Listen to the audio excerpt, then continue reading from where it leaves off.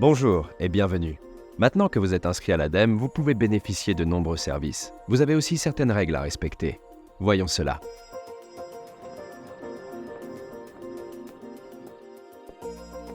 Vous bénéficiez d'un accompagnement personnalisé avec un conseiller professionnel qui vous aide dans votre recherche d'emploi et dans l'élaboration de votre projet professionnel.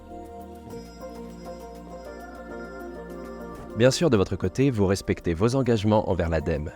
S'inscrire comme demandeur d'emploi, c'est s'engager à chercher activement un emploi, être disponible pour le marché de l'emploi. Vous êtes donc joignable par courrier ou par mail lorsque vous êtes contacté par les services de l'ADEME ou par des employeurs potentiels. Menez des démarches actives pour trouver un emploi par vous-même. Vous pouvez prétendre à des indemnités de chômage ou certaines aides financières selon votre situation. Grâce à l'ADEME, vous pouvez accéder à des formations et des ateliers adaptés à vos besoins.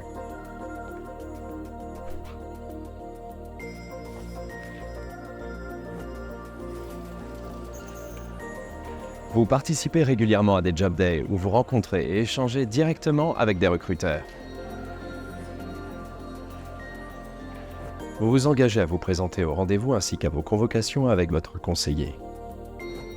Bien sûr, tout le monde peut avoir un empêchement. Si vous avez un entretien d'embauche, si vous avez trouvé du travail ou si vous êtes malade, vous pouvez annuler un rendez-vous. Dans ce cas, pensez à prévenir votre conseiller ou le contact center de l'ADEME. N'oubliez pas d'envoyer un justificatif d'absence. Lors de votre recherche d'emploi, votre CV est un document très important qu'il faut régulièrement actualiser. Au Club Emploi, on vérifie, corrige et prépare vos CV et vos lettres de motivation. Votre CV résume votre expérience de travail et tout ce qui englobe vos compétences. Il peut vous permettre de décrocher un emploi. Pensez également à signaler à l'ADEME tout changement de situation, même un emploi de courte durée ou une mission intérimaire. Cela peut modifier vos droits. Vous disposez aussi d'un accès au job board pour y consulter vous-même les offres d'emploi et envoyer vos candidatures.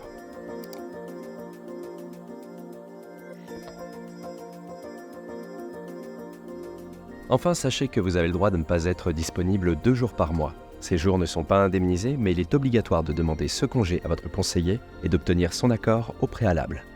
Voilà, nous avons fait le tour de notre collaboration à venir. Vous pouvez désormais vous concentrer sur votre recherche d'emploi. N'oubliez pas, nous sommes là pour vous accompagner.